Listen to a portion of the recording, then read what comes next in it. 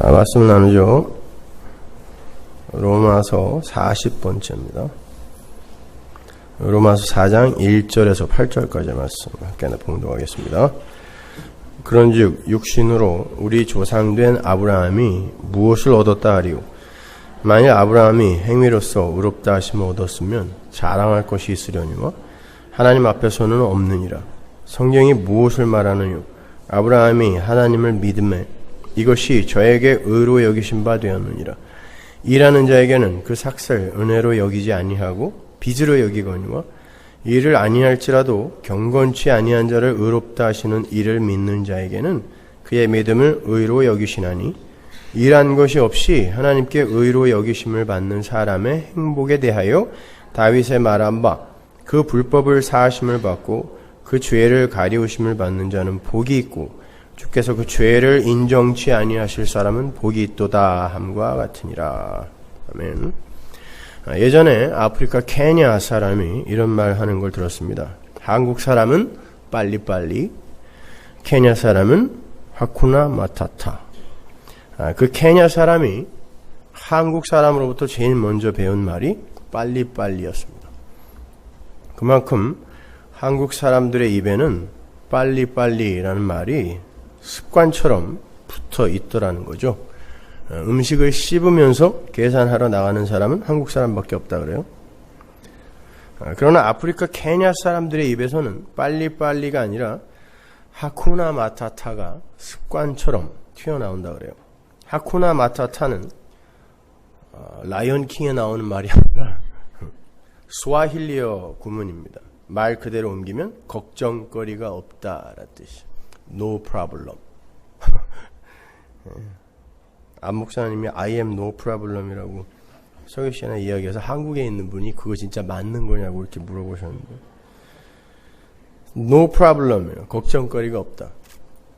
어차피 되어질 일이면 되어질 것이다 라는 것이죠.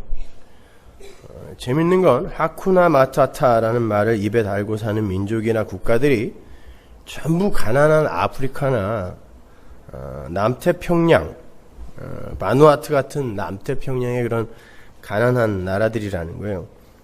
반면에 문명이 발전하고 문명의 혜택을 크게 입고 있는 나라들일수록 빨리빨리, 허리를 입에 달고 산다는 거죠.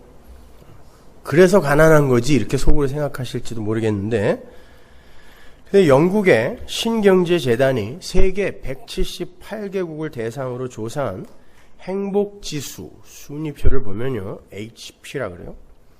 행복지수 순위표를 보면 하쿠나 마타타를 입에 달고 세워라 내워라 하면서 그렇게 사는 가난한 나라들이 상위 순위에 올라가 있고요. 방글라데시가 1위입니다.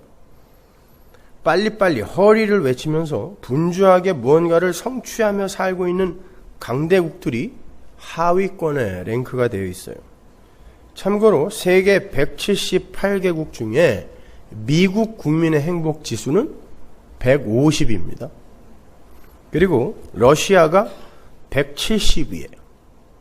한때 세계를 양분하여 갖고 있었다고 해도 과언이 아닌 두 나라가 최고 꼴찌라니까요. 한국이 102위.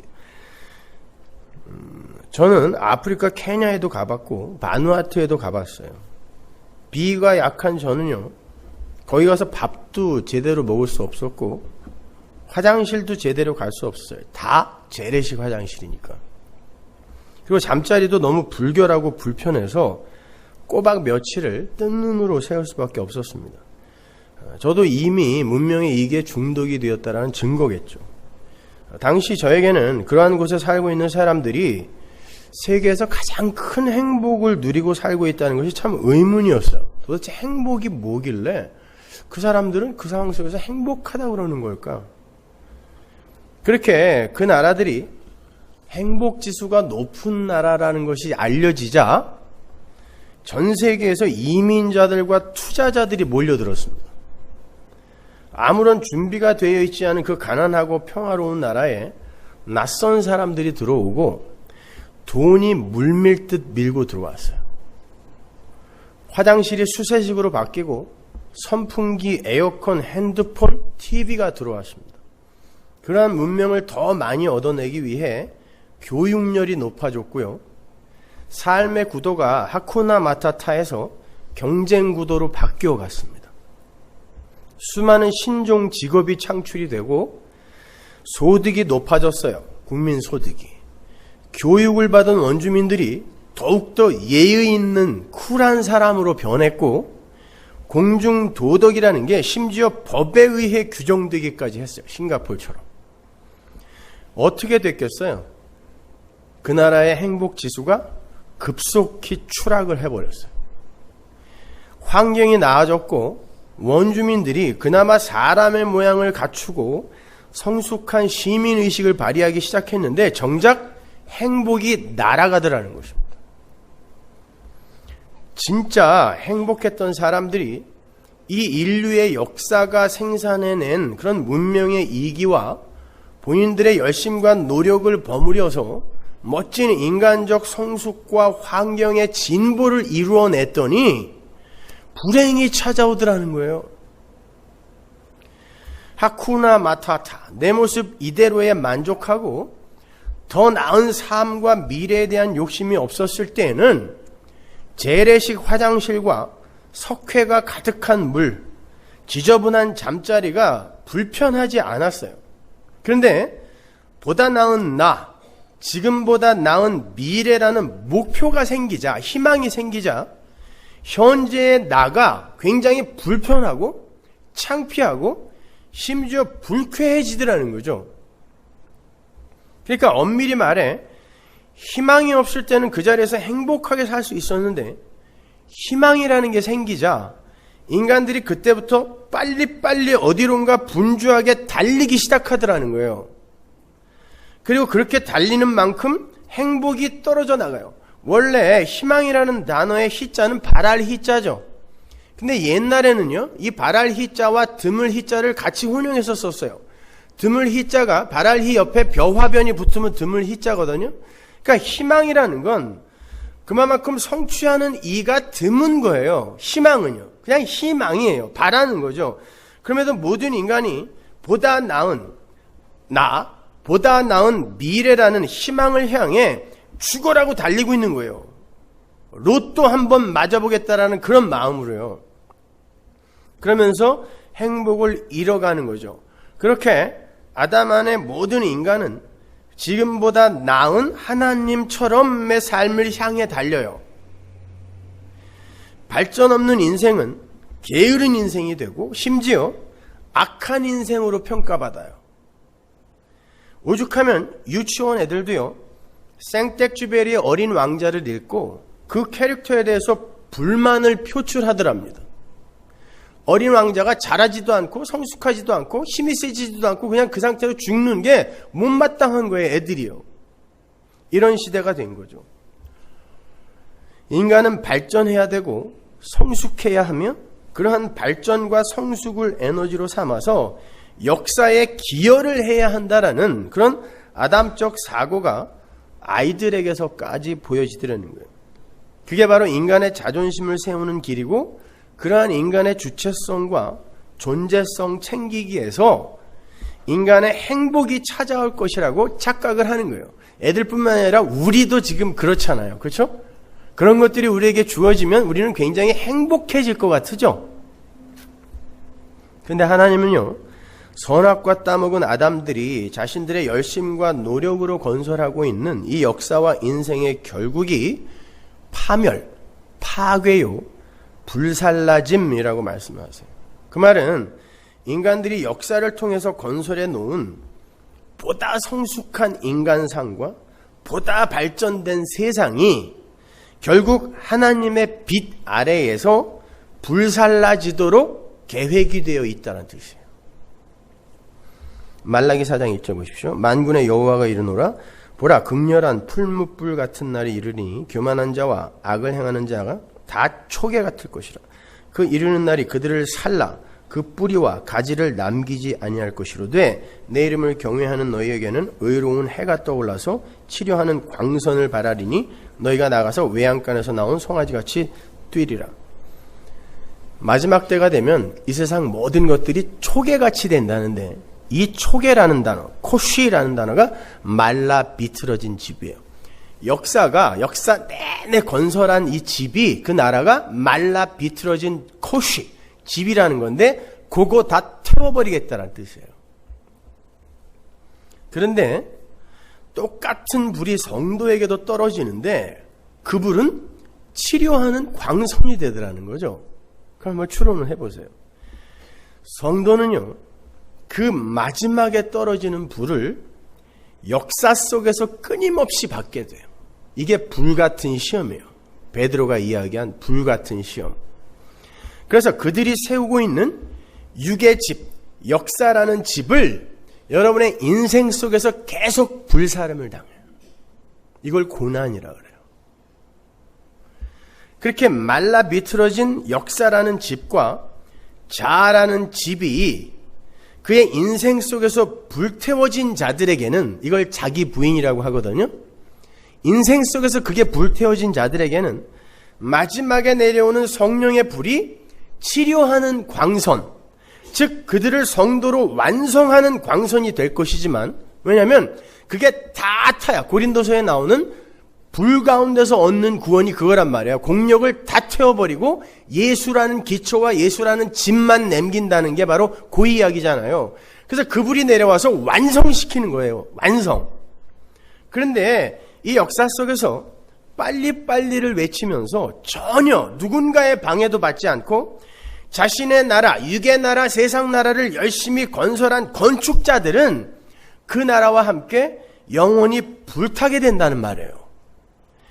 베드로후서 3장 7절 보세요. 이제 하늘과 땅은 그 동일한 말씀으로 불사르기 위하여 간수하신 바 되어 경건치 아니한 사람들의 심판과 멸망의 날까지 보존하여 두신 것이니라. 심판과 멸망의 날까지 이 세상이 보존되어 있어요. 뭐에 의해? 말씀에 의해서. 그런데 그 심판과 멸망의 날에 무하기 위해서, 목적이 나오죠 거기. 무하기 위해서 간수해 두신대요. 불살라버리기 위해서. 그러면 창조라는 거, 첫 창조라는 건 불사람을 목적으로 창조가 된 거죠. 하나님이 바보예요? 불태울 걸 왜 만드시냔 말이에요. 거기에서 성도에게 뭔가 가르치실 게 있기 때문에 그래요. 옛 하늘과 옛 땅은 그곳을 살아가는 모든 피조물의 역사를 포함하는 개념이에요. 그러니까 태초에 이 천지는 불살라지기 위해 창조가 된 거예요. 이 역사는 불살라지기 위해 존재하는 거예요, 지금. 그렇다면 왜 하나님은 불살라버릴 걸 창조하셔서 그 속에 당신의 백성들을 넣으시는가? 시편 28편으로 가보세요. 4절.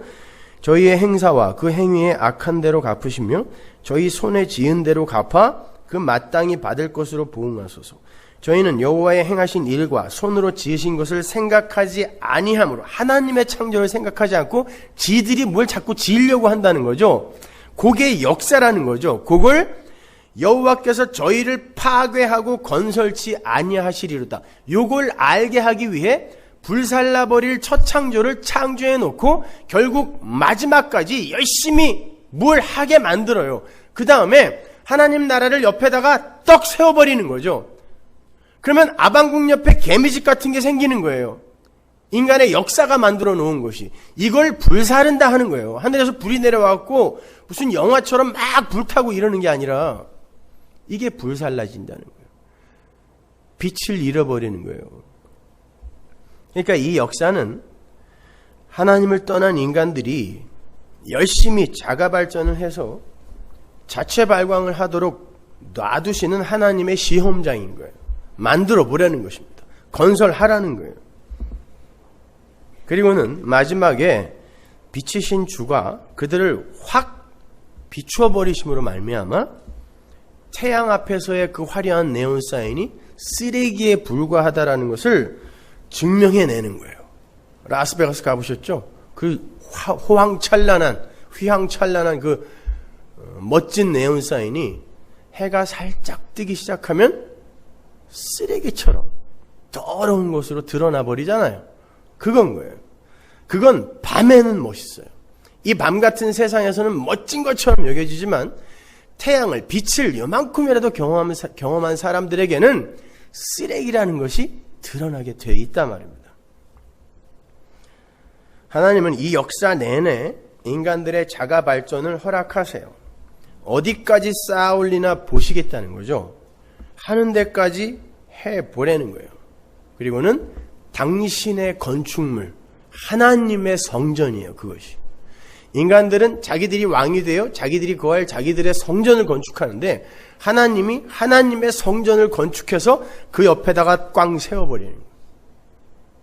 어떤 게 천국이냐 보라는 거죠.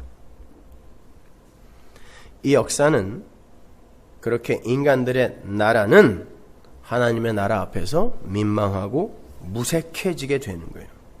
거기에서 진정한 항복이 나오는 거고 진정한 순종과 연합이 일어나게 되는 거예요.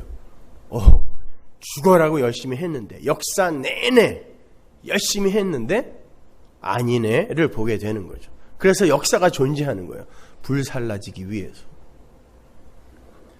그래서 사도 바울은 같은 로마서에서 하나님을 알지 못한 상태에서 일어나는 모든 인간의 열심을 자기의라고 못을 박는 거예요. 로마서 10장 2절 보십시오. 내가 증거하노니 저희가 하나님께 열심히 있으나 지식을 쫓은 것이 아니라, 이 지식은 여호와를 아는 지식이죠. 하나님의 의를 모르고 자기 의를 세우려고 힘써 하나님의 의를 복종치 아니하였느니라. 이 자기 의가 바로 죄의 본질이에요. 열심히 뭔가를 하는데 인간들을 위해서, 그리고 인간들의 가능성과 능력을 드러내기 위해 하는 열심, 이게 자기 의거든요. 그게 죄예요. 다른 거 없어요. 이게 죄예요. 죄라는 건 원래 없음이었던 자들이 하나님이라는 존재 이외에 존재는 없었으니까. 여러분 진화론자들 아니죠?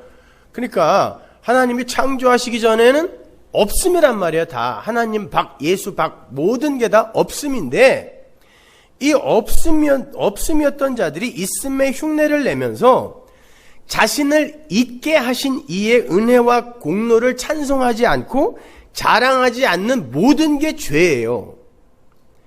단순히 세상의 도덕과 윤리와 사회법으로 그만 어떤 걸 하는 게 죄가 아니라, 제발 좀 알아먹으시란 말이에요.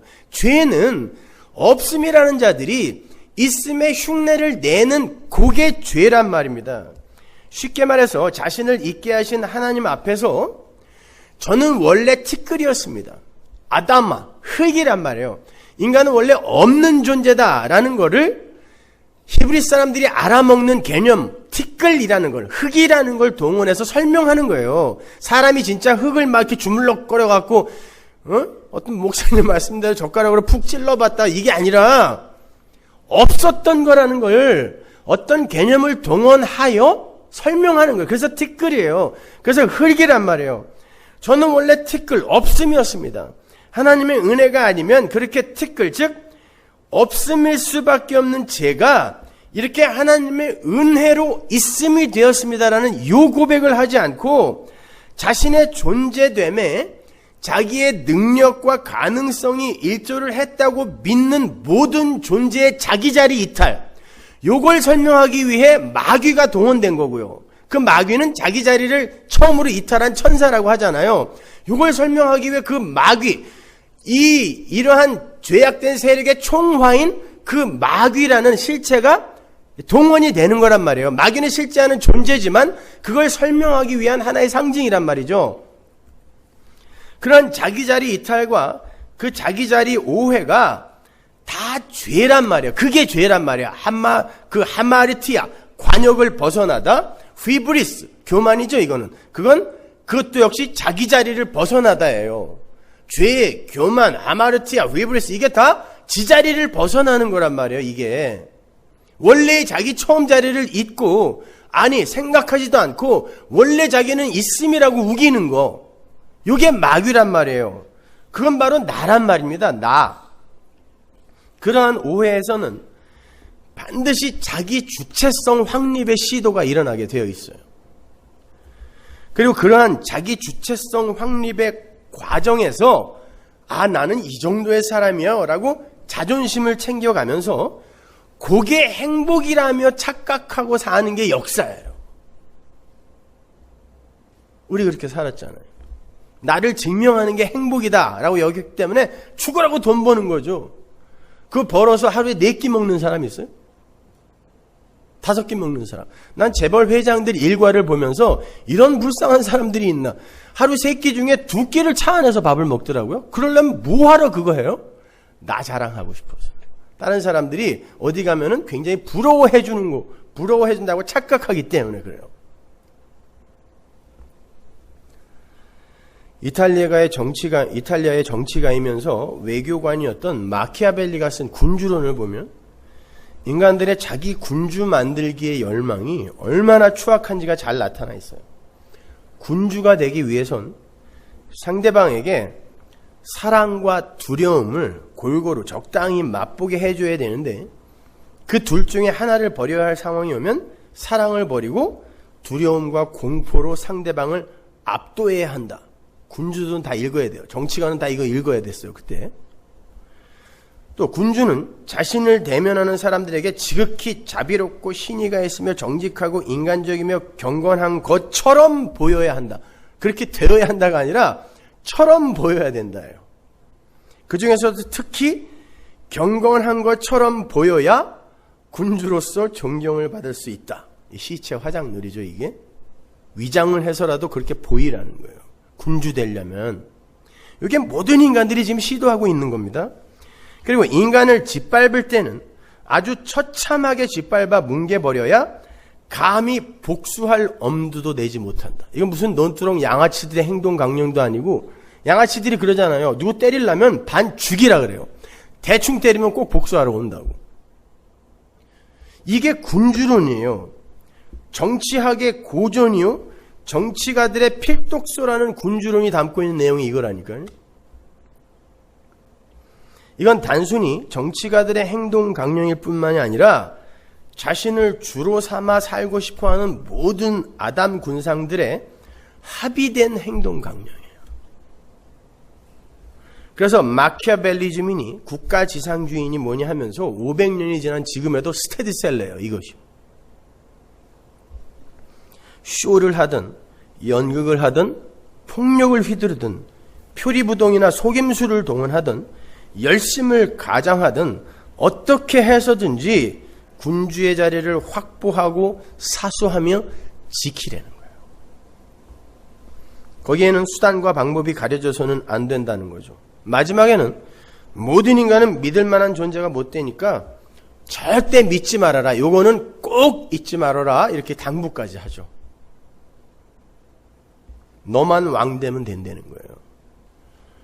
마키아벨리는 그렇게 수단과 방법을 가리지 않고 자신의 군주 자리를 지키는 게 복이며 선이고 군주의 자리를 뺏기는 게 실패고 악이라 그래요. 이게 세상 나라의 군주가 꼭 숙지해야 할 삶의 원리죠. 그러나 그 마키아벨리의 군주론은 예수님의 가르침과 정확하게 반대가 되는 가르침이에요. 정확하게 다. 예수님은 높은 자가 되려는 자는 낮아져야 한다 그랬고 지는 게 이기는 거라 그랬어요. 상대방과 싸울 때 복수하지 못하게 반 죽이라고 그러지 않고 왼쪽 밤을 더 대주라 그랬어요. 남을 짓밟아서 자신의 권위를 사수하는 게 아니라 네가 밝혀주라 그래요. 이게 하나님 나라의 삶의 원리예요.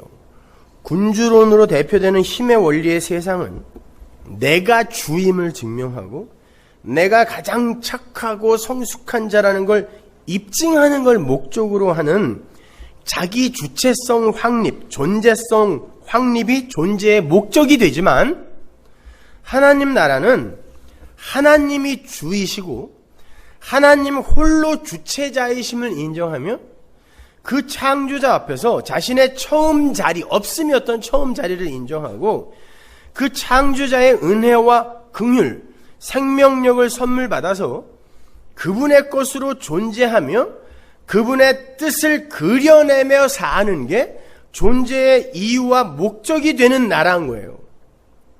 아담 군상들은 빨리빨리를 삶의 모토로 해서 역사 속 바벨탑을 쌓으며 스스로의 복을 찾아가고 있는데 하나님 나라의 백성들은 하쿠나 마타타 하면서 하나님의 은혜만을 의지하며 살아가요. 그분이 끌고 가시는 곳으로 나는 반드시 갈 거니까. 하쿠나 마타타, 될 대로 되라, 캐세라 세라.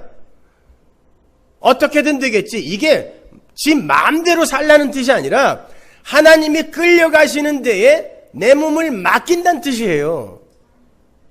하나님이 끌고 가시는 그 이끌리는 삶에 나를 맡긴다는 뜻이에요. 그게 하쿠나 마타타입니다. No problem. 내가 열심히 노력해서 나의 가치를 챙기려고 하지 않아도 하나님이 이미 묵시 속에 완성해 놨기 때문에 no problem. 내가 조금 실수하고 실패해도 괜찮다 인 거란 말이에요. 예수님이 옆에 달린 강도한테 그랬잖아요. 주님 나라 임하실 때 나를 좀 기억해 주세요. 그랬을 때 강도가 얼마나 면목 없겠어요. 죽을 때까지 강도짓만 했는데 그때 하나님이 말씀하셨다니까요. No problem. 하쿠나 마타타 그랬단 말입니다.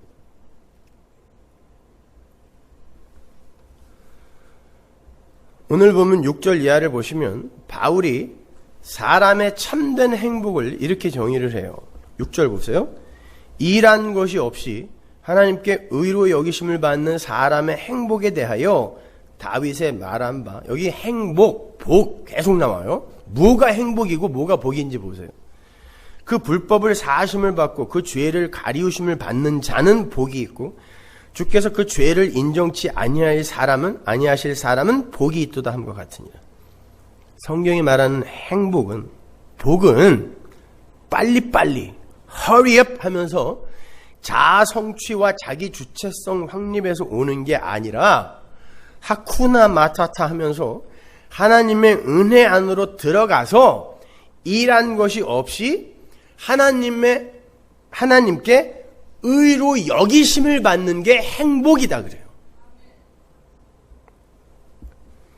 세상 나라, 그 자아라는 나라의 건축을 멈추고 하나님께서 주시는 하나님 나라를 덧입는 게 행복이라 그래요. 건축자들은 항상 예수라는 모퉁이돌을 울타리 밖으로 집어 던지죠. 그 예수님이 하신 말씀입니다. 그러니까 이 세상 아담 군상들은 행복의 정의를 완전히 잘못 내리고 있는 거예요. 행복은 인간이 노력하고 발전시키고 성취하여 얻어낼 수 있는 종류의 것이 아니라 하나님 앞에서 완전히 빈 그릇이 되어서 하나님이 주시는 은혜를 감사함으로 넙죽 받아 챙기는 거, 이걸 행복이라 그래요. 이 구절은 다윗의 시인 시편 32편을 인용한 구절인데요.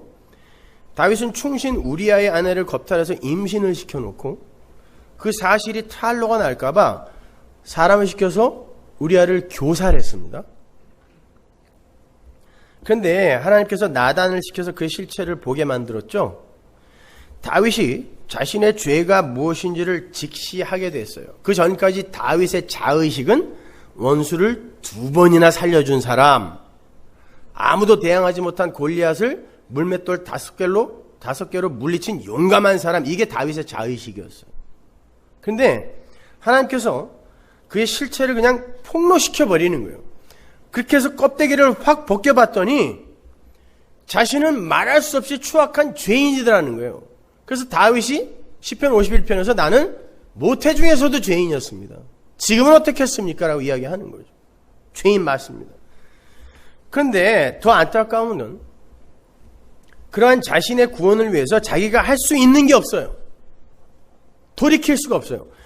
부정해진 밧세바를 원래 상태로 돌려놓을 능력도 없고 이미 저질러졌어요. 죽은 우리아를 살려낼 방법도 없어요. 어떻게 해야 돼요 그러면은? 큰일 났네. 일은 벌어졌네. 그때 유일한 방법이 하나님이 덮어주는 거예요. 가려주는 거예요. 그 이야기를 하는 거예요. 시편 32편은. 나단이 와서 다윗의 죄를 확 폭로한 다음에 그런데 하나님이 용서해 주신단다까지 이야기를 했어요. 이게 뭔 일이냐? 그 얘기 듣고 쓴 시편이에요. 32편이.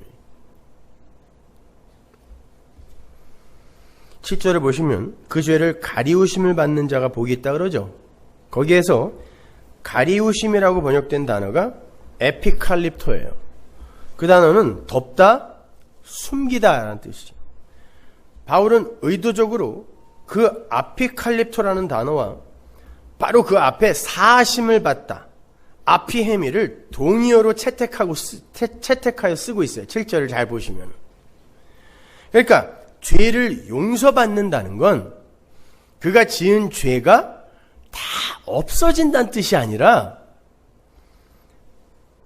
물론 그건 묵시 속에서 완료될 성도의 현실이에요. 근데 이 역사 속에서는 죄를 용서받는다는 게 여전히 죄만 생산해내는 나를 하나님께서 가리고 덮는다가 용서받은 죄인이에요.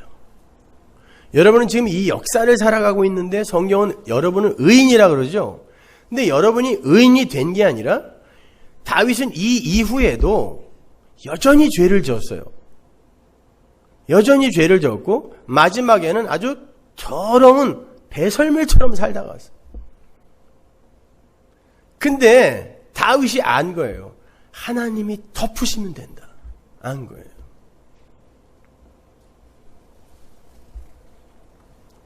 그래서 바로 밑에 본문 8절로 가면 주께서 그 죄를 인정치 아니하실 사람은 복이 있다라고 하는 거예요. 거기에서 인정하다라고 번역이 된 헬라어 로기조마이는 대차대조표의 차변과 대변을 기록할 때 사용되는 단어예요. 가계부 쓰는 사람들 계시죠, 여기? 저는 그 가계부 쓰는 사람을 너무너무 존경해요. 보질 못했기 때문에. 가계부 쓰면 차변과 대변을 기록하게 되어 있는데, 차변에는 수입을 기록하고 대변에는 지출을 기록해요. 하나님의 장부 차변에는 우리의 선과 의가 기록이 되고 대변에는 우리의 죄가 기록이 된다라고 가정해 보자고요. 성경이 의인은 하나도 없고 선을 행하는 자도 없다라고 했으니까 당연히 차변에는 기록될 게 없어요. 하나도 없어요. 대변에는, 대차대조표의 대변 항목에는 칸이 모자라죠. 로마서 1장 18절부터 3장 20절까지 그 전체 내용이 다 들어가야 돼요. 그 우리 거거든요. 근데 하나님께서 그 대차대조표의 대변 항목을 하나도 기입하시지 않는다. 이게 로기조마예요.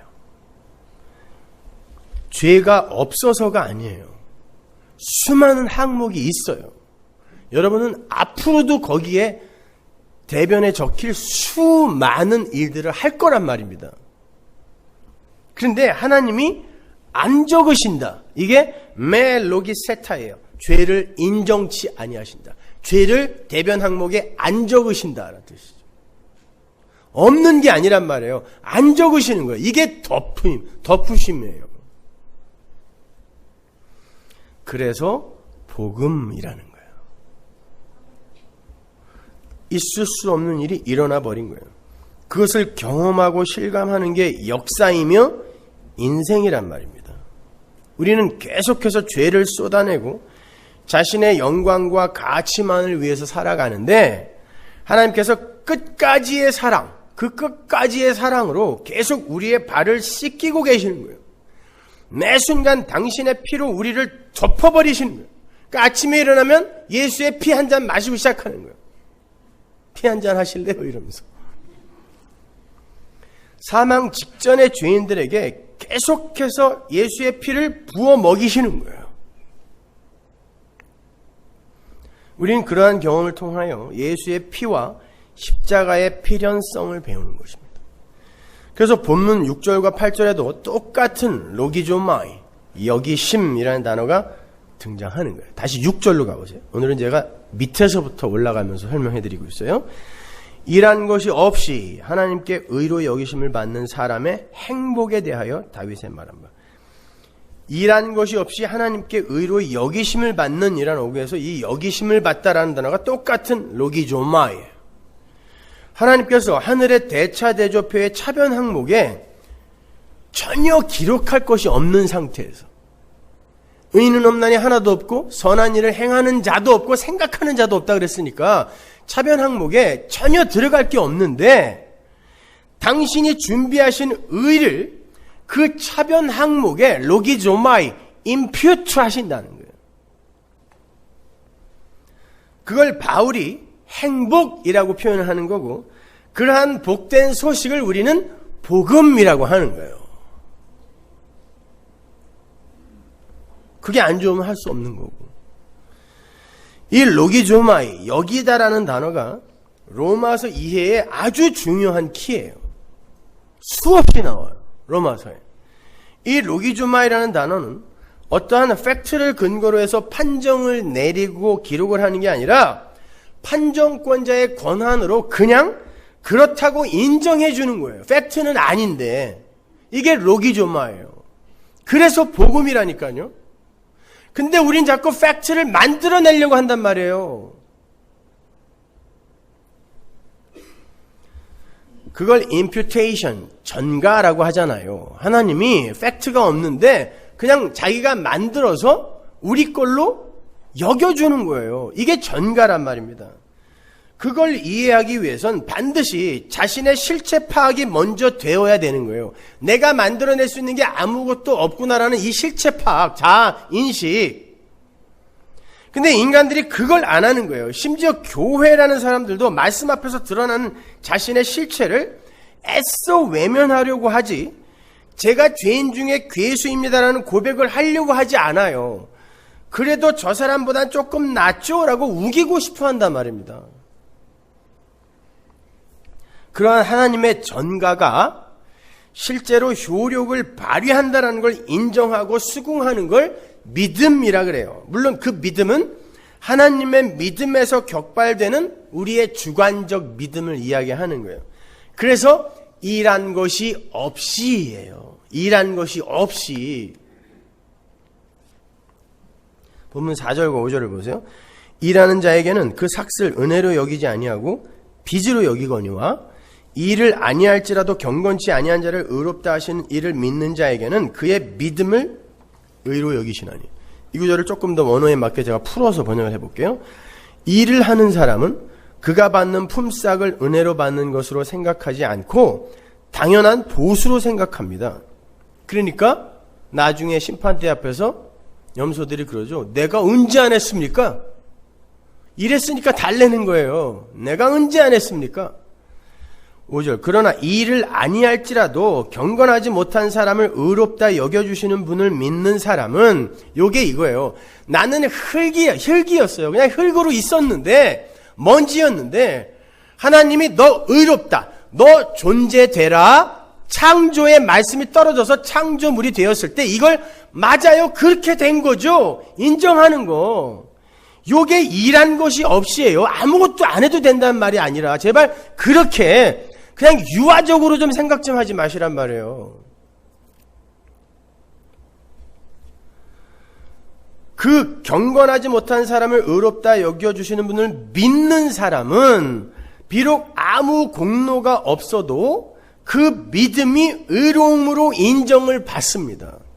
하나님이 창조하셨고 하나님이 다 하셨습니다라는 것을 인정하는 그것, 이게 역사의 목적이란 말이에요. 그래서 이 역사가 그 목적을 다 수행하면 불살 없어지는 거예요. 보시다시피 사도 바울은 보편적 아담 군상들의 일을 아주 경계하고 있어요. 여기에서 일하다라고 번역이 된 단어는 엘가조마인데 이건 노력하다예요. 노력하다. 그렇다면 지금 사도 바울은 인간들의 자기 자존심 챙기기, 자기 존재성 챙기기, 자기 주체성 챙기기에 모든 노력을 폭격하고 있는 거예요. 노력을 빨리빨리 이걸 폭격하고 있는 거예요. 빨리빨리. 왜냐하면 하나님의 은혜가 배제된 상태에서 인간들의 그러한 노력은 혹 그러한 일은 없겠지만 그가 은혜를 입는다고 해도 그걸 자기가 일한 대가로 여기지 은혜의 선물로 여기지 못하기 때문이라는 거예요. 이게 4절 5절이에요.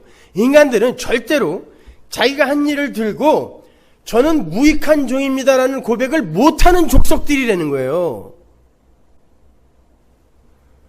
그런데 자기가 한 이 일이라고는 죄 지은 것밖에 없다는 걸 아는데 하나님께서 믿음을 선물로 주셔서 하늘 소망을 품게 해주셨다는 것을 인정하게 되는 자들은 하나님의 주대심과 하나님의 은혜와 긍휼만을 찬송하게 되기 때문에 그들을 가리켜 의롭다 한단 말이에요. 의가 뭐라 그랬어요? 디카이오수네, 짜다크. 뭐라 그랬죠? 히브리 사람들의 원래 의의 개념은 지금 우리가 생각하고 있는 의의 개념과 달라요. 성경이 기록될 때 아리스토텔레스나 소크라테스나 플라톤이나 이런 헬라의 철학자들이 의의 개념을 버추, 미덕 뭐 이런 걸로 번역을 해놨는데 이게 영향을 받아서 의가 지금까지도 그렇게 우리에게 전해져서 의롭다 그러면 뭐가 대단한 의인, 착하게 잘 산 사람, 정의로운 일을 한 사람 이렇게들 이해를 하고 있는데 아니란 말이에요. 원래 히브리 사람들에게 의의 개념은 관계의 개념이란 말이에요. 하나님과 인간, 인간과 인간, 인간과 자연 이런 관계를 맺고 있는 두 존재가 그 관계가 요구하는 의무와 책임을 성실하게 수행해내는 원래 있어야 할 그 자리에서 그걸 성실하게 수행해내는 상태를 니카이오순의 자다크라고 이야기한단 말이에요. 그러니까 하나님과 우리 피조물인 인간 사이의 그 의는 뭐겠어요? 하나님은 창조주로서의 역할을 계속하는 거예요. 계속 붓는 거예요. 생명력을요. 그리고 인간은 피조물은 그 생명력을 받아 존재하는 거예요. 이게 의존성이라고 하는 거예요. 하나님 절대 의존적 존재. 그런데 얘가 고만 나도 내가 힘이 있는데 왜 자꾸 나를 이렇게 먹여주려고 그래. 엄마 고만 좀 먹여줘. 내가 알아서 먹을게. 이런 어린아이처럼 그만 나도 할 수 있다니까요. 이게 선악과 사건이었잖아요. 자, 그게 불의란 말입니다. 그리고 그걸 죄라고 하는 거란 말이에요. 그런데 나는 아무런 공로도 없고 일한 것도 없습니다. 내가 죄인 중에 괴수 맞습니다. 더스트 맞습니다. 먼지가 무슨 선한 일을 하겠습니까? 라고 하면서 하나님의 그 의만을 꼭 붙드는 자, 믿는 자, 그가 의롭다, 여김을 받는다 라고 이야기하는 거예요. 이게 4절 5절이란 말입니다.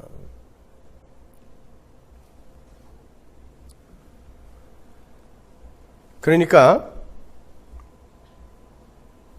율법을 구약 때나 신약 때나 율법이 있기 전이나 율법이 주어진 이후나 모든 하나님의 백성이 다 은혜로 믿음으로만 구원을 얻는다는 게 로마서 전체의 진술이에요. 잘 보시면 로마서 1장 17절 이게 콜키예요. 로마서 전체의 키. 의인은 믿음으로 말미암아 구원을 얻는다. 이게 로마서 전체의 콜키고 그걸 중심으로 그 이야기를 쭉 설명해내는 게 로마서예요. 응? 그러니까 전체 유대인이건 이방인이건 율법이 있는 자건 없는 자건 전부 다 믿음으로 의롭게 된다. 그래서 하박국에 그 말씀을 들어서 바울이 계속 반복하여 설명하는 거예요. 니들이 뭐가 잘나서가 아니라 율법이 있어서가 아니라 제사를 지내서가 아니라 착하게 살아서가 아니라 믿음으로 의롭게 된다. 그래서 오늘 본문에도 율법 이전의 사람인 아브라함과 율법 이후의 사람인 다윗이 등장하는 거죠. 율법 이전 사람의 대표 아브라함, 믿음의 조상. 율법 이후에 우리의 대표 다윗. 이 두 사람이 믿음으로 의롭게 되었다. 그럼 뭐예요? 율법 전이나 후나 구약이나 신약이나 다 믿음으로 의롭게 되는 것이다 이야기하는 거란 말입니다. 그건 우리가 지난 시간에 공부한 로마서 3장 25절에서도 명기가 된 바 있어요. 25절 다시 한번 볼까요? 이 예수를 하나님의 그의 피로 인하여 믿음으로 말미암는 화목 제물로 세우셨으니 이는 하나님께서 길이 참으시는 중에 전에 지은 죄를 간과하심으로 자기의 의로움을 나타내려 하심이니. 여기서 전에 지은 죄가 십자가 이전의 구약 세대를 이야기하는 거예요. 어떤 개인의 예전에 지은 죄가 아니라 언어를 보면 이게 십자가가 서기 이전에 그 모든 죄, 그리고 그 이후에 이때에도 라고 나오죠. 26절에는. 그러니까 그때에도 이때에도 십자가, 예수 그리스도라는 화목 제물에 의해 의롭게 되는 것이다를 설명한단 말이에요. 거기에 대한 확실한 예가 율법 이전 시대 사람인 아브라함이죠. 그래서 또 아브라함이 등장하는 거예요. 또 아브라함이. 지겨워요, 아주 이제. 그죠? 1절에서 3절을 보세요. 그런즉 육신으로 우리 조상된 아브라함이 무엇을 얻었다 하리요?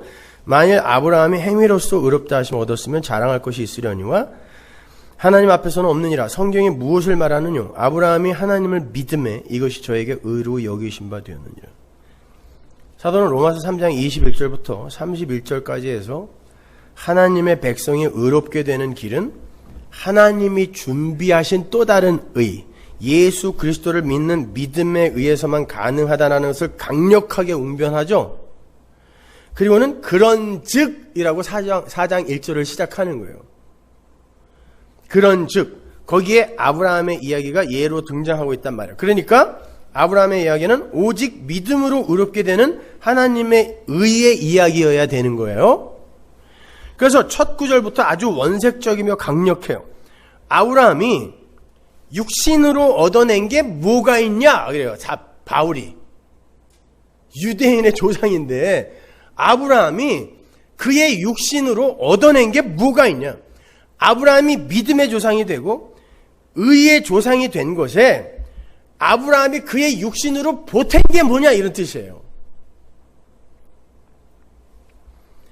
육신으로서의 아브라함은 쓰레기다라고 선언해버리는 거예요, 이걸요. 이건 아브라함은 무용지물이라는 거예요. 아브라함은 행위로 의롭다 하심을 얻은 게 아니라 하나님이 선물해 주신 믿음으로 의롭게 되었다는 거예요. 여기에도 여겨주시다. 로기조마이가 나와요. 아브라함이 괜찮은 사람이 되어서가 아니라 계속해서 마누라 팔아먹고 애굽으로 도망가고 이런, 그리고 130살이 넘어서도 계속 첩을 얻어서 그두라 얻어서 자식 낳고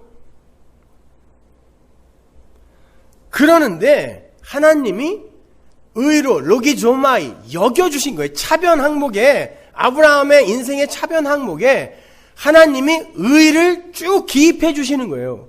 그래서 히브리서 11장에 그 믿음의 선진들의 그 면모를 보면 다 자기 인생이 아니죠. 아브라함, 사라 마찬가지예요. 아브라함이 무슨 믿음으로 갈대우를 떠났어요. 사라 하나님이 이삭 주신다 그럴 때 비웃었잖아요. 근데 믿음으로 믿었대요, 그거를. 모세? 사람 죽이고 도망간 거지. 바로의 공주의 아들이라 칭함이 별로 달갑지 않아서 간 거 아니잖아요. 우리가 알잖아요.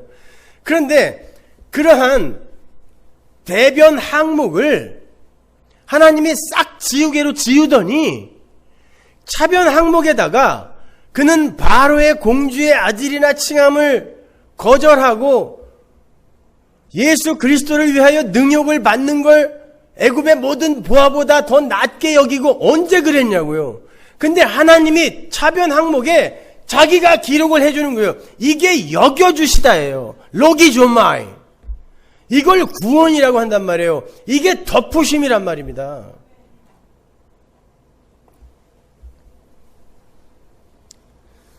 그런데 성경이 한 입으로 두 말하는 사람처럼 각기 다른 말을 하고 있는 것처럼 보일 때가 있어요. 창세기 26장으로 가보세요. 거기엔 또 다른 말이 나와요. 지금 바울은 분명히 아브라함이 한 게 뭐 있냐? 아브라함은 쓰레기다 그러는데 하나님은 다른 말 하세요. 내 자손을 하늘의 별과 같이 번성케 하며 이 모든 땅을 네 자손에게 주리니. 지금 하나님이 이삭에게 하는 말이에요. 이거는요.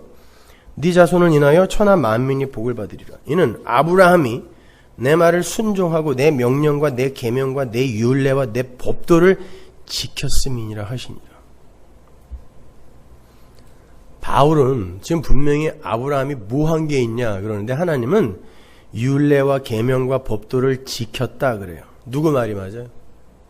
여기서 율례와 법도, 계명이라고 번역이 된 히브리어 토라, 후카, 미스바는 다 율법을 가리키는 단어예요. 아브라함 때 율법이 주어졌어요? 헷갈리죠 지금. 아브라함, 모세, 다윗 어떤 시대 사람인지 성경을 좀 읽으세요. 이거 다 율법이라는 뜻인데 아브라함 때 율법이 주어졌어요? 아브라함은 BC 2000년 사람이에요. 율법은 시내산 BC 1500년 모세에게 주어진 거란 말이에요. 그럼 이때는 율법도 없었는데 하나님이 내 아들 아브라함이 율법 지켰다 그래요. 그러면 아브라함한테만 몰래 살살살살 율법을 줬는데 아브라함이 그거 다 지킨 거예요?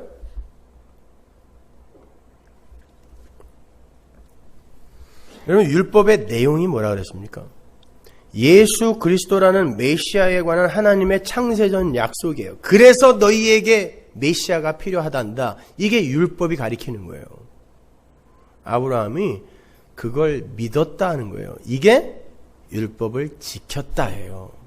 율법이 의미하고 상징하는 게 따로 있었는데 그 진리를 알아먹은 걸 율법을 지켰다라고 하지, 그런 어떤 구체적 세목 몇 개를 지키고 안 지키고의 문제가 아니란 말이에요. 하나님은 아브라함의 인생을 통하여 왜 예수 그리스도가 너를 살려야 되는지를 알게 하셨다는 거예요. 그렇기 때문에 이제 이삭에게 찾아가서 똑같은 일을 또 행하시는 거예요. 그리고는 또 야곱에게 찾아가서 똑같은 일을 행하시고, 그리고 여러분의 인생에 찾아오셔서 또 똑같은 일을 해내시는 거예요. 왜 예수가 너를 와서 구원해 줘야 되는 줄 알아? 이렇게. 왜 죽어야 되는지 아니? 이렇게.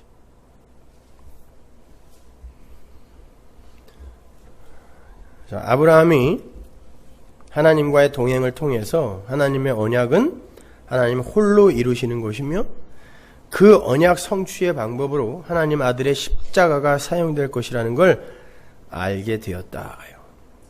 그건 마치 창세기 3장 15절의 원시복음, 여인의 후손에 의해서 아담과 하와가 살게 될 거라는 하나님의 약속을 믿고 구원을 얻은 아담과 하와의 이야기와 같은 거예요. 아, 여인의 후손에 의해서 사는 거구나, 이거. 아브라함도 그걸 알았다는 거예요. 자꾸 요즘 이제 새로 우리 교회 설교를 듣는 분들이 에베소서 강해 중에 제가 아담과 하와가 죄가 없었습니다. 근데 그들이 천국 갔습니까? 그들이 왜 천국에 못 갔죠? 제가 이렇게 말한 대목이 있나 봐요. 제가 그렇게 이야기한 건 왜 아담과 하와가 죄가 없는데도 불구하고 에덴 동산에 있어야 됩니까? 천국에 가야지. 이런 이야기였는데 아담과 하와는 지옥 간다고 그랬다고 어떤 웹사이트에다가 제 이름을 거론하면서 이렇게 써놨더라고요. 다 이해도 못했으면서. 아담과 하와는 죄가 없었는데 에덴 동산에서 선악과의 시험을 통과해야 했단 말이에요. 그러니까 천국은 죄가 없어서 가는 게 아니라 의가 덧입혀져야 가는 곳이란 말이에요. 그 얘기를 하려고 했던 거지. 무슨 아담과 하와가 왜 지옥 가요? 천국 갔어요. 알아먹었다니까요. 그렇기 때문에 산자의 어미라고 진 거 아니에요. 산다 우리는. 그래서 신약에서도 계명을 지킨다, 율법을 지킨다, 말씀을 지킨다, 이런 개념과 예수를 믿는다, 이 개념을 같은 걸로 설명하고 있는 거예요. 요한일서 3장 22절로 가보세요. 무엇이든지 구하는 바를 그에게 받나니 이는 우리가 그의 계명들을 지키고 그 앞에서 기뻐하시는 것을 행함이라. 그의 계명은 이것이니 곧 그 아들 예수 그리스도의 이름을 믿고 그가 우리에게 주신 계명대로 서로 사랑할 것이니라. 그의 계명들을 지키는 자는 주 안에 거하고 주는 저 안에 거하시나니 우리에게 주신 성령으로 말미암아 그가 우리 안에 거하시는 줄을 우리가 아느니라. 계명을 지키는 게 뭐라 그래요? 율법의 세목을 지켜내는 거라 그래요? 예수를 믿는 거라 그러잖아요. 예수를 믿는 게 계명을 지키는 거예요. 예수 그리스도의 이름을 믿고 그 이름 앞에서 자신들의 처음 자리를 확인하여 다른 이들을 외모로 판단하지 않는, 다른 말로 사랑하는, 다른 이들을 외모로 판단하는 거, 이게 미워하는 거예요. 그런데 외모로 판단하지 않고 당신이나 저나 예수 그리스도의 은혜와 긍휼 아니면은 다 그냥 쓰레기이며 죽은 흙에 불과합니다.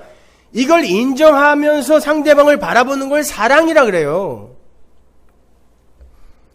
그게 바로 계명을 지키는 거란 말이에요. 그러니까 말씀을 지킨다, 말씀대로 산다라는 말의 의미는 성경에 나오는 하라 하지 말라의 명령을 잘 분별하여 지켜내고 수행한다는 말이 아니라, 성경에 나오는 하라 하지 말라의 명령은 노자의 도덕경에도 똑같이 나오고 불경에도 똑같이 나와요.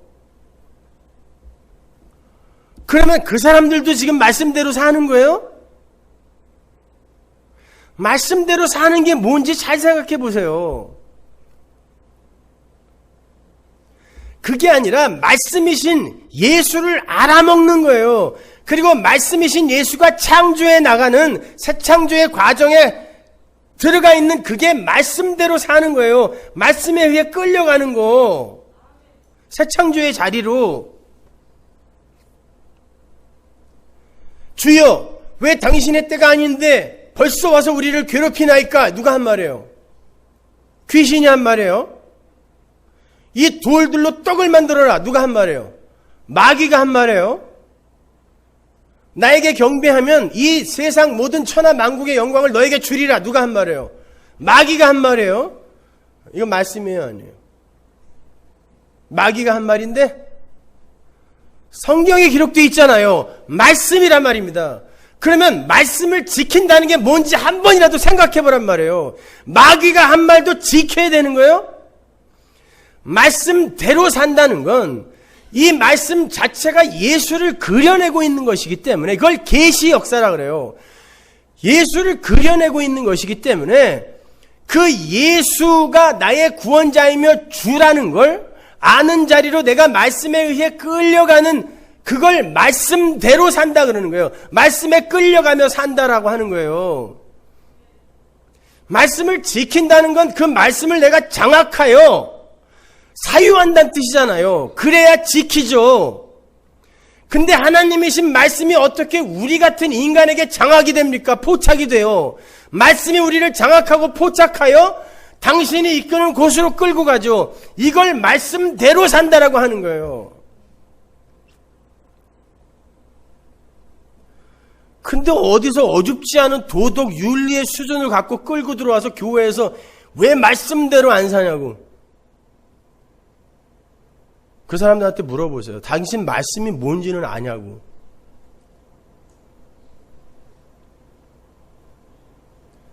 말씀에 대한 정의, 죄에 대한 정의, 구원에 대한 정의, 죄인에 대한 정의, 이런 것도 하나도 세워지지 않은 인간들이 어둡지 않게 훈계하고 돌아다녀요.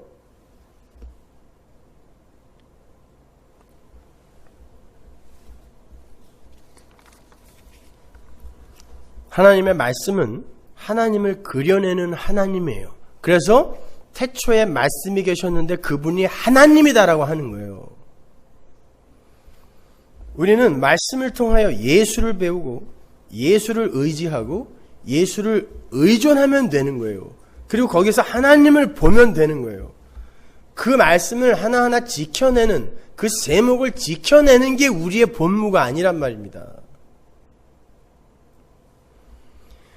그러니까 아브라함이 율법과 계명을 지켜서 의롭다 하심을 얻고 복을 받았다는 창세기의 말은 아브라함이 무슨 기특한 행위를 해서 점수를 얻었다는 말이 아니라 오히려 그의 처음 자리를 자각하고, 아, 난 이런 인간이구나, 이렇게 처음 자리를 자각하고 하나님이 선물해 주신 믿음에 의해서 자신을 완전히 부인당하고 오직 어린 양 예수만 믿는 자가 되어 의롭게 되었다라는 그런 말인 거예요. 자, 이제 왜 로마서에서는 믿음으로 구원받은 대표적 인물이 아브라함으로 등장하는데 야고보서에서는 행함으로 구원받는 이의 대표로 아브라함이 동일하게 등장하고 있는지 아시겠죠? 루터가 잘못 본 거예요. 야고보서는 지푸라기 서신 아닙니다.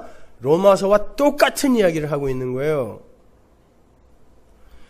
기독교에서 이야기하는 행함은 믿음이 격발해내는 자기 부인인 것이지, 우린 아니구나, 이런 자기 부인인 것이지, 다른 종교인들이나 무신론자들도 열심을 부려서 행할 수 있는 도덕적, 윤리적 착한 행위 정도가 아니란 말이에요. 성도에게 요구되는 행함은 다른 종교인들이나 무신론자들이 절대로 흉내낼 수 없는 행함이어야 돼요. 그래야 믿음으로 하는 행함일 거 아니에요. 야고보서에서 이야기하는 믿음과 행함은 뗄래야 뗄 수가 없다며요. 야고보가 얘기했잖아요. 그러면 믿음으로 말미암는 행함만 성경이 요구하는 행함이잖아요. 근데 믿음이 없이도 할 수 있는 그 행함은 성경이 요구하는 행함이 아니란 말이에요. 믿음으로만 나오는 행함, 그게 뭐냔 말이에요. 자, 야고보서로 가서 야고보가 말하는 아브라함의 이야기를 한번 읽어보면서 그 행함이 뭔지 한번 보자고요. 야고보서 2장 17절.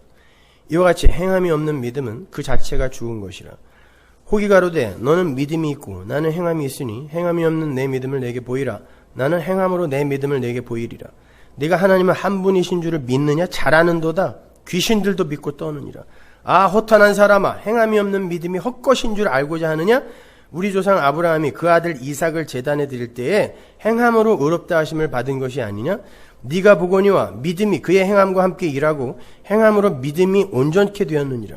이에 경에 이른 바 아브라함이 하나님을 믿으니 이것을 의로 여기셨다는 말씀이 응하였고 그는 하나님의 벗이라 칭함을 받았나니 이로 보건대 사람이 행함으로 의롭다 하심을 받고 믿음으로만이 아니라 아브라함이 행함으로 구원을 받았대요.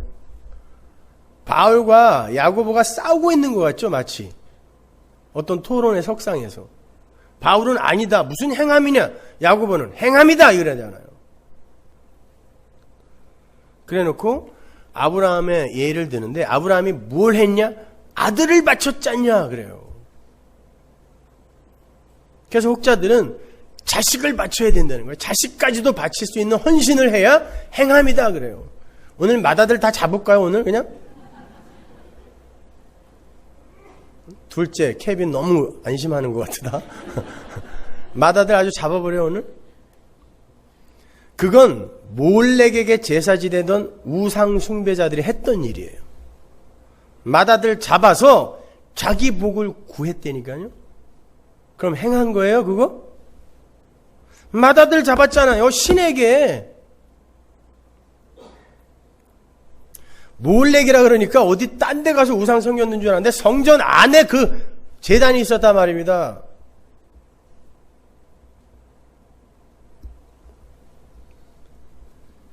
여러분 이 야고보서의 시작이 어떻게 되는지 아세요? 야고보서 2장 1절 한번 보세요. 내 형제들아 영광의 주 곧 우리 주 예수 그리스도를 믿는 믿음을 너희가 받았으니로 시작해요.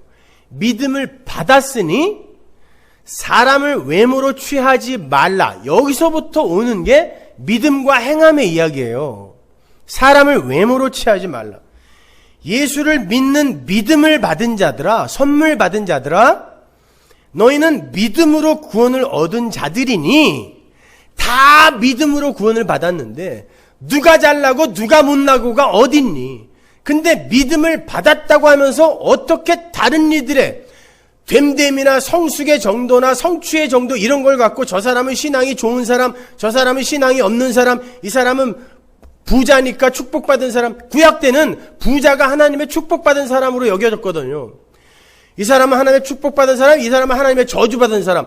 어떻게 그렇게 판단을 할 수가 있니부터 시작하는 거예요. 야고보 2장 1절이요. 니들이 진짜 그 긍휼을 안다면, 믿음을 받은 자로서 하나님의 은혜로 구원받은 거라는 걸 안다면 어떻게 사람을 그들의 됨됨이나 그들이 성취한 성숙의 정도나 그들이 한 착한 일이나 나쁜 일 이런 외모로 갖고 그들이 구원을 받았느니 안 받았느니 축복받았느니 저주받았느니 어떻게 그런 말을 할 수 있니? 이거예요. 그거 안 하는 걸 행함이라 그런다니까요. 완전히 거꾸로 보고 있는 거예요. 오늘날 개혁주의는 야고보서를요.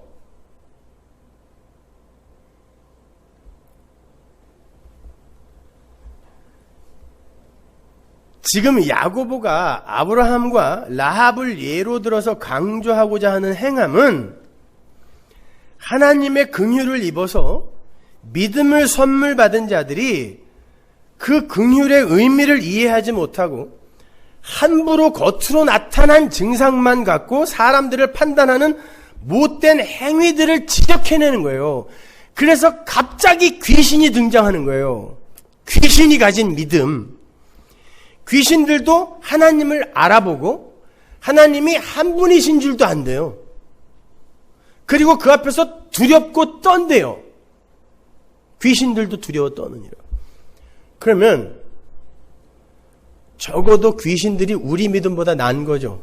여러분, 하나님의 이름 앞에서 하나님을 두려워하고 떨어본 적이 몇 번이나 있어요.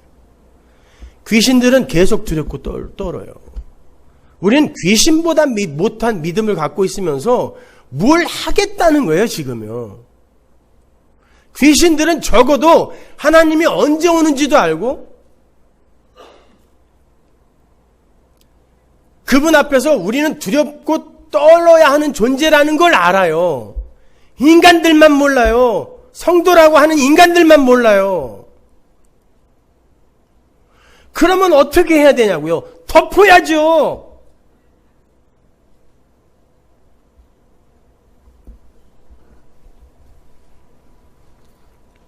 근데 귀신들이 흉내낼 수 없는 게 있어요.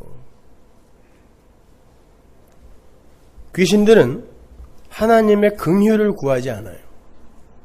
원래 마귀, 사단, 귀신, 이건 나예요. 마귀, 사단, 귀신이라는 존재가 하나님의 은혜를 입지 않고도 있음의 흉내를 내려고 하는 모든 존재의 악마적 속성의 총합으로 상징적으로 지어진 것이기 때문에 진짜 그 존재가 있긴 있지만 그걸 모형하여 지어진 존재이기 때문에 귀신은 절대 하나님의 도움을 구하지 않아요. 왜? 나도 내 주체성과 존재성을 챙기겠다고 튀어나온 게 마귀거든요. 그걸 설명하기 위해 자기 자리를 이탈한 루시퍼가 등장한 거니까 절대 그들은 하나님의 긍휼과 은혜, 도우심을 구하지 않아요. 귀신은. 기독교 역사 속에서 사람들을 홀려낸 신앙지상주의, 빌리비즘이 바로 그러한 거예요. 지옥 가기 싫어서, 천국 가고 싶어서 예수를 믿는다고 하는데 그분의 은혜와 긍휼 앞에서 완전히 빈 그릇이 되는 건 자존심 상해서 싫다는 거예요. 천국은 가고 싶어요. 근데 내가 주인공인 천국이어야 돼. 지옥 가기 싫어요.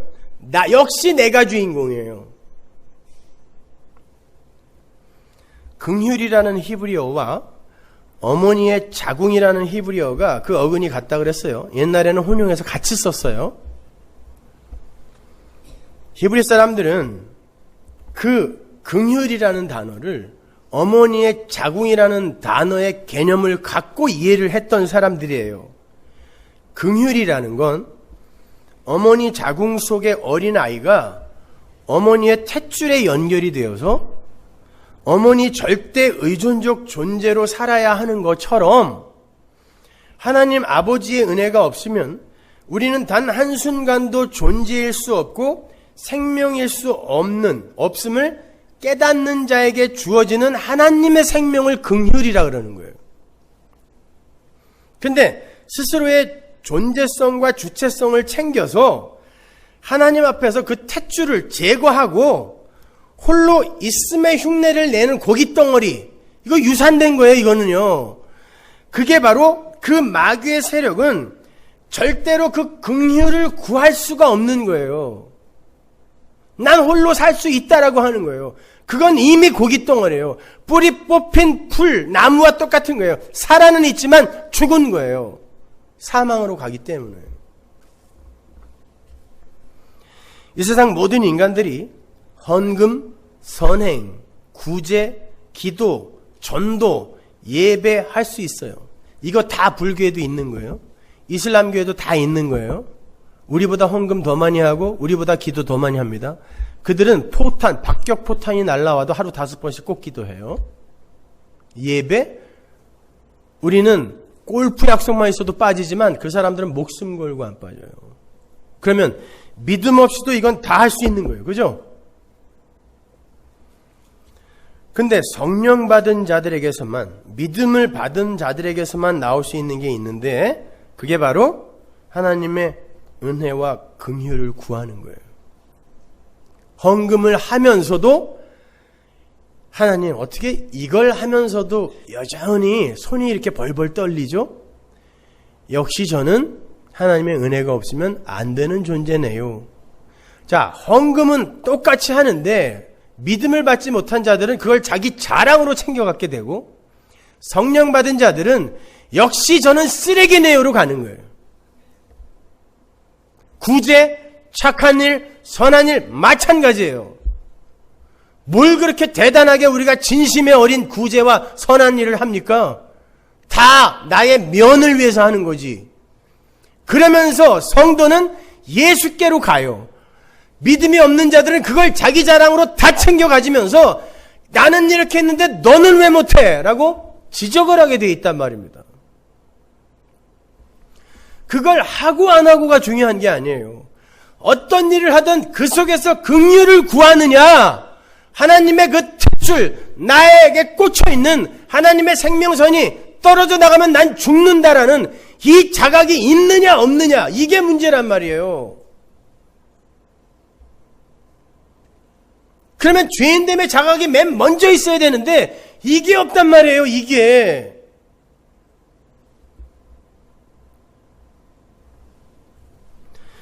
여러분, 예수 왜 믿으세요? 천국 가려고 믿으세요? 아니면 병 걸릴까 봐? 마음의 평안을 위해서?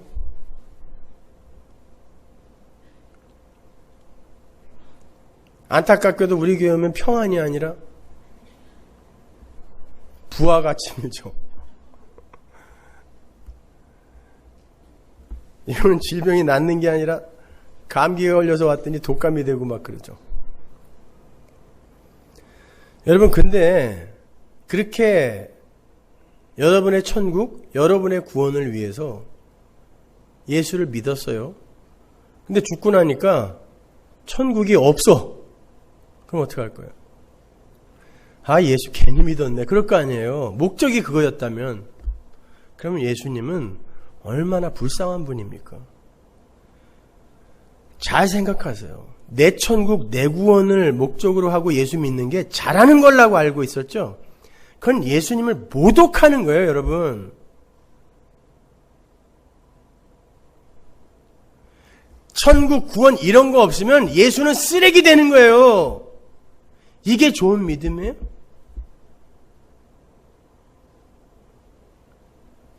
여러분은 그 예수를 사랑하는 분이에요. 그 예수와 함께라면 초가삼간도 그 어디나 하늘나라라면서요. 이거는 그냥 립 서비스입니까? 내가 어떤 존재인지 내 처음 자리를 배워본 적이 없어서 그래요. 그걸 자각하는 게 성도의 본무라는 걸 배워본 적이 없어서 그래요.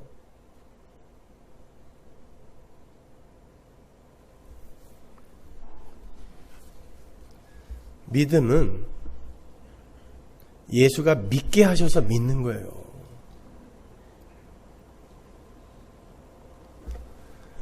예전에 그 80년대 하이틴 스타였던 박미령이라는 탤런트가 무당이 됐어요. 그렇게 이쁘고 똑똑했던 여자가 갑자기 신이 내린 거예요. 받기 싫어요, 자기는. 뭐냐고요? 잘 나가던 탤런트가 무당이 됐다. 이거는 아니잖아요. 그래서 울고불고 매달렸어요. 제발 다른 사람한테 가라고. 그런데 안 돼요. 건강이 나빠지고 사고가 생기고 받아야 돼. 어쩔 수 없이. 받았어요. 무당이 됐습니다.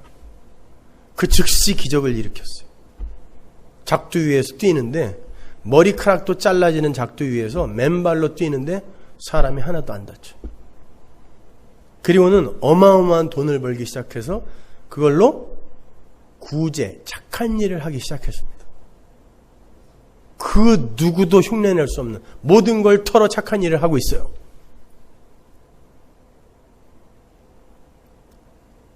여러분, 성령 받아 예수 믿고 착한 일 하는 사람과 이 사람이 뭐가 달라요? 우리의 목적이 그겁니까? 믿음이 그렇게 불가항력적으로 뚫고 들어오는 건 똑같아요. 맞아요. 아이, 괜찮다니까. 예수 믿는 거 맨날 지고 살아야 되고 당해야 되고 모함 당해야 되고 아이, 싫어요. 근데 성령이 들어와 버렸어. 그런데 끌고 가는 방향이 달라요. 나는 내 믿는 신을 의지하여 이렇게 착하게 산다를 자랑하는 게 아니라 제가 이 꼴이라 그냥 뚫고 들어오신 거군요. 이렇게 우리를 몰고 간다니까요. 우린 무당만도 못할 삶을 살게 돼요. 근데 그 무당이 사는 삶을 쫓아가려고 하는 거예요, 우리가요. 내가 모신 신이 나를 이렇게까지 훌륭하게 만들어줬다는 거죠.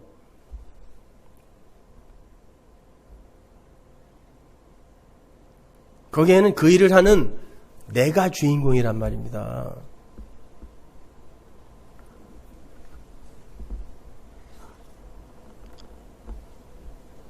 그래서 야고보서 1장 10절에서 낮은 자는 자기의 높음을 자랑하고 부한 자는 자신의 낮음을 자랑하라고 그런 거예요. 모든 게 하나님의 긍휼에 의해서 경륜이 되는 거고 모든 게 하나님의 계시를 그려내는 도구라면 가난하다고 부끄러워할 것도 없고 어차피 긍휼로 우리는 평등하게 된 자들이고 이 땅에서의 역할은 그냥 하나님이 맡긴 거니까 없다고 부끄러워할 필요도 없고 많이 가졌다고 그 사람 부러워할 이유도 없다는 거예요. 그러니까 낮은 자야, 니들은 구원받았잖아. 하나님의 백성이 됐잖아. 니들의 높음을 자랑하라 그러는 거예요. 높은 자들아, 부한 자들아, 너희들은 너희의 낮음을 자랑할 수 있어야 된다 그래요. 그 말은 많이 갖고 그리고 이 땅에서 훌륭한 인격적 성숙과 뭐 선한 일의 행함이나 이런 것들이 나의 가치를 높여주는 건 줄 알았는데 아니네. 긍휼로 구원받는 거네. 그때 이걸 깨닫게 해주기 위해서 하나님이 야 그거 아니라니까 라고 가르쳐줄 때 그 낮아짐을 맞네요 하나님 자랑할 수 있어야 된다는 거예요. 성도는요. 야고보서의 내용은 전부 그 얘기하고 있는 거예요.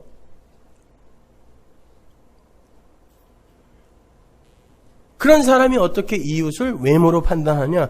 그 이야기잖아요. 아브라함이 바로 그 행함의 세계로 들어갔다는 뜻이에요. 그래서 야고보서에서 그게 나오는 거예요. 아브라함이 모리아산에서 자기 자식의 심장에 칼을 꽂을 수 있었던 건 하나님의 언약은 제가 도와준다고 성취되는 게 아니네요.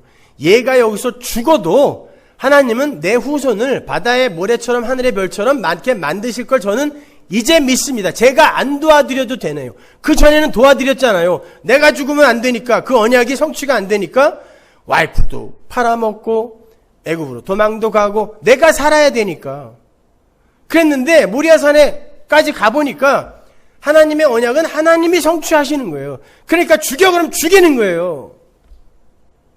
난 몰라요. 어차피 살려내시던지 아니면 딴 놈 데려다가 또 만드시겠죠.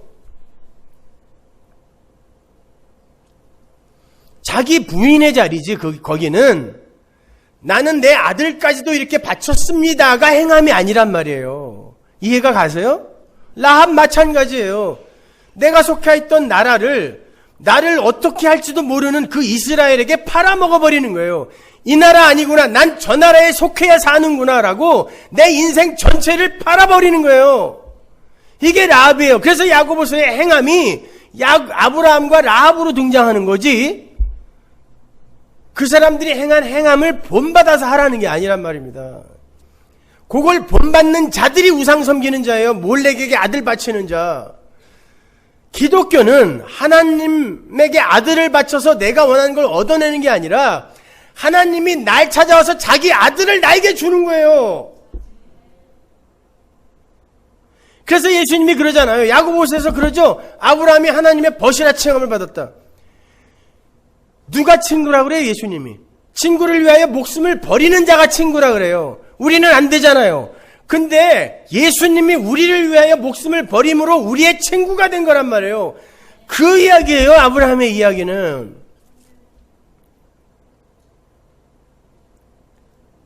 근데 전부 자기들이 뭘 해서 예수님께 가겠다는 거예요. 아브라함은 하나님의 약속을 믿은 거예요. 하나님 앞에서 없음으로 내려가는 거예요. 우리는요. 결국에는 그게 긍휼을 구하는 자, 어머니의 탯줄의 소중함을 아는 자, 이거 끊어지면 안 되는구나.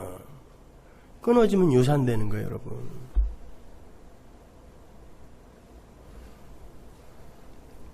그때 세상 사람들이 가치로, 힘으로 규정해 놓은 것들이 모두 은혜의 산물임을 알게 되어서 나눔과 구제와 선행의 삶이 문득 나오는 거예요. 지속적이지도 않아요. 문득 나와요. 그러다가 또 아까워서 주머니 움켜쥐고 또 말씀과 나의 접촉점이 생기면 그때 또 그렇지, 이게 진짜 가치가 아니지 하면서 그러한 변화가 나오는 거죠. 그러나 그 변화 또한 나에게 사유되는 게 아니에요. 사유가 된다는 건 계속 지속돼야 된다는 뜻인데 그거 안 되잖아요. 우리는 그러한 것들을 통해서 하나님을 알아가는 거예요. 그래서 성경을 보면 사도 바울이 어디에서는 이렇게, 야, 무슨 행함이야, 믿음으로 구원받는 거야, 그랬다가 딴 데 가서는 야, 이 나쁜 새끼들아, 어떻게 그렇게 사니? 이렇게 이야기하는 거예요. 도대체 무슨 말을 들으라는 거야, 사도 바울이요? 네? 억지로 끼워 맞추려고 하지 마시고 여러분 한번 생각해 보세요. 어디서는 고린도 교회 같은 데 편지 쓴 거 보세요. 야, 이 도둑놈의 새끼들아, 니들이 예수 믿고 어떻게 그렇게 사냐? 딴 데서는 야, 자유해. 구원은 믿음으로 얻는 거야. 이런 모순되는 설교를 저만 하는 게 아니라 사도 바울, 성경이 했단 말입니다. 예수님도 똑같이 그렇게 설교를 하다 가셨다니까요. 뭐예요? 어떤 일을 통해서도 하나님의 백성은 거기에서 예수의 긍휼을 붙들게 되어 있는 거예요. 야, 이 도둑놈의 새끼다 그러면 맞습니다로 가게 되는 거고, 야, 예수는, 예수 믿는 믿음은, 구원은 예수 믿는 믿음으로 얻는 거야 그러면, 그렇죠, 제가 이 모양이니까 예수의 긍휼로 저는 구원받는 거죠. 어떤 설교를 해도 예수의 긍휼로 가게 돼 있어요.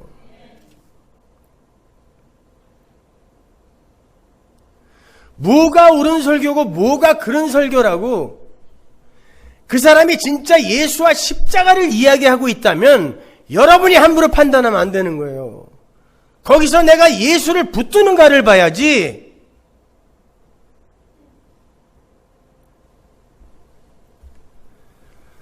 그래서 초대교회 사람들이 하나님의 복음을 알게 되고 성령이 임하자 자기 걸 다 내놔버린 거예요. 헌금 정도가 아니라 11조 정도가 아니라 재산 전부를 내놓은 거예요. 아, 역사는 우리의 행복과 구원에 전혀 기여가 안 되는구나 하고 버린 거예요. 그거는요. 착한 일을 한 게 아니라. 만일 성령 받은 자들은 전부 그렇게 살게 된다면 그게 지속적으로 이어졌어야 돼요. 안 이어졌어요, 여러분. 성령 받은 자들은 전부 그렇게 산다가 아니라 하나님 나라가 그런 나라인데 그러한 모습들이 우리의 삶 속에서 지향성으로 나타나고 문득 하나님의 은혜와 우리의 이 접촉점이 형성될 때 나타날 텐데, 그때 야, 우리가 요리로 가는 거구나를 알아먹으라는 거예요. 집 팔아서 헌금하고 같이 모여 살자 이거 아니라니까요. 마게도냐 교회 보세요. 예루살렘 교회가 어려움에 처했다니까 단 한 번도 본 적이 없는 사람들인데 바울 말만 듣고 그 가난했던 사람들이 도움을 받아야 할 사람들이었어요. 그 사람들은요. 그런데 우리 제발 헌금 좀 하게 해주세요 하고 쫓아다녔어요, 사도 바울을. 뭐예요? 이게 우리 먹여 살리는 거 아니라는 것을, 이게 우리 살리는 거 아니다라는 것을 복음을 아는 자들이 알더라는 것입니다. 그래서 마지막 남은 빵덩이를 헌금 봉투에 넣어버리는 거예요.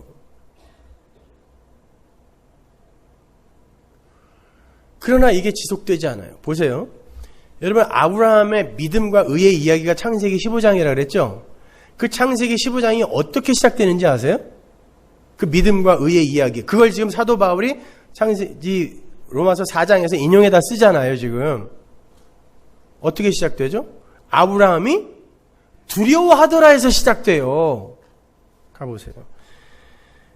창세기 15장 1절. 이후에 여호와의 말씀이 이상 중에 아브라함에게 임하여 가라사대 아브라함아 두려워 말라 나는 너의 방패요 너의 지극히 큰 상급이니라.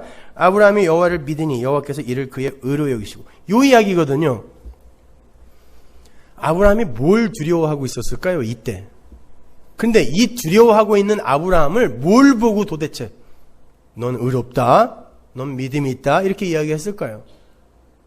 요 때는요, 아브라함이 4개국 연합군 318명 데리고 가서 완전히 박살내고 개선행진한 바로 그 다음이에요. 마치 바알과 아세라 선지자 800명 다 참수해버리고 로뎀나무에 머리 박고 메추리처럼 나 좀 살려주세요, 아니 무서워요 죽여주세요 했던 엘리야와 똑같은 모습이에요. 이겼어요. 318명 데리고 가서 이겼는데 금방 두려워 떠는 쓰레기가 돼 있는 거예요. 또 하나님이 함께 하셔서 이긴 거라고 멜기세덱이 얘기까지 해줬는데, 그러면 다시 그 4개국 연합군이 쳐들어와도 하나님이 함께 하시면 이길 거 아니에요. 근데 또 믿음 없는 아브라함이 돼 있는 거예요. 두려워 떨고 있는 거예요. 그러니까 하나님이 오셔서 내가 네 방패야. 무슨 말이죠? 방패는 뭐예요? 공격을 가리는 거예요. 감추어 주는 거예요. 당신의 백성을. 내가 네 방패야. 걱정하지 마. 너는 이런 사람 맞아.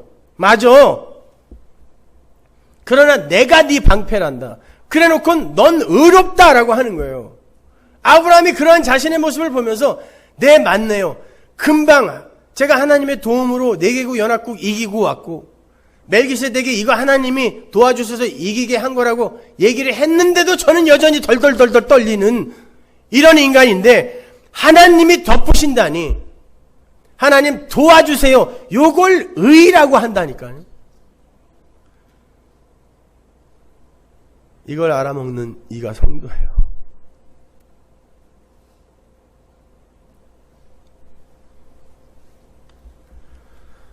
여러분, 우리는 그렇게 하나님께 뭘 해드려서 의로운 자라 칭함받는 자들이 아니라 하나님이 덮으셔서 우리를 의롭게 하신다라는 걸 믿는 자란 말이에요. 절대 그거 잊지 마시란 말입니다.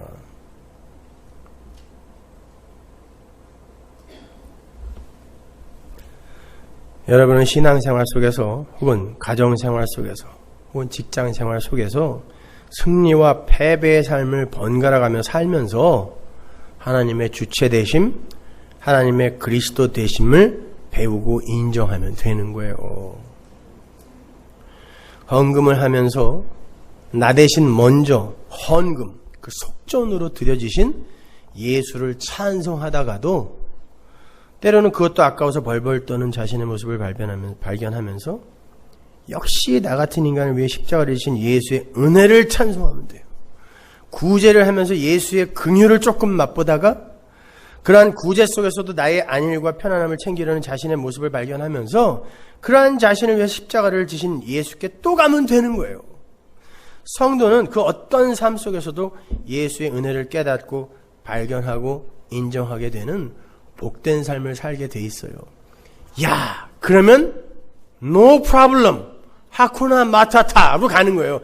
이걸 행복이라 그래요. 이거 행복하지 않으세요? 이게 굿뉴스 아니에요, 이게. 이게 왜 안 행복하냐고요.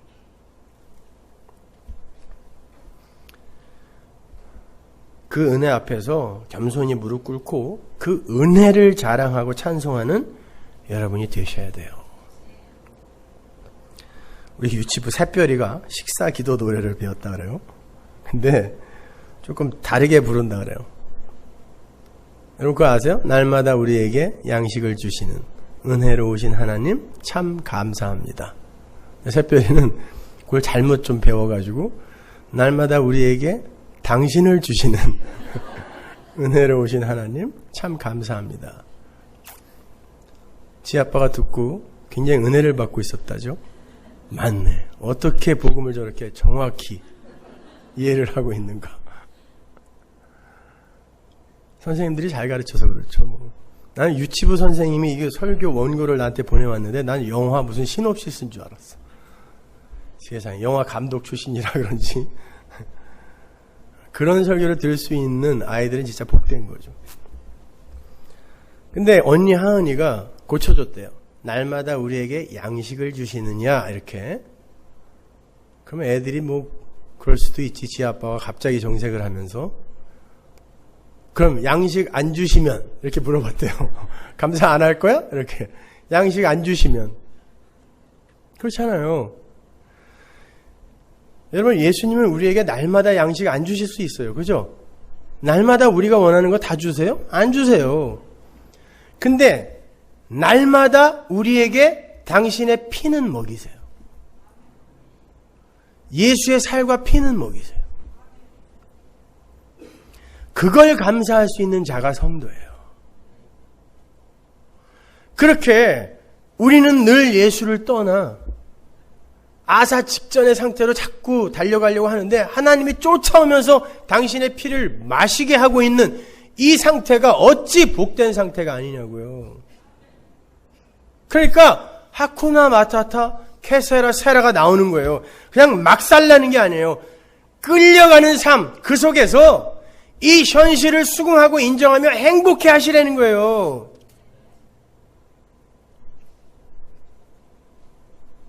일한 것이 없이 의롭다 칭함을 받는 자, 영생을 선물 받는 자, 그들이 복된 자다.